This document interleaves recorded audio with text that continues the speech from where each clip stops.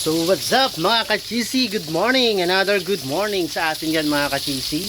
So meron tayong order ngayon from Ma'am Tracy ng Harvest Point Minutes 3 Music Team. So meron silang order sa atin. Our all-time favorite, syempre, Pad Thai. Meron din siyang order sa atin mga ka-cheesy na chicken salad. So yung salad po natin mga ka-cheesy is na pinapan-fry po natin yan mga ka-cheesy.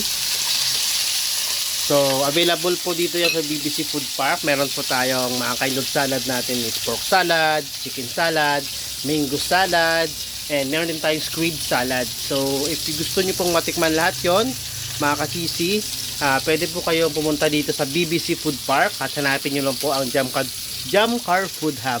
So makikita nyo po dito ang ating authentic Thai food. So ano pang inaantay yung mga ka-cheesy? Alat na!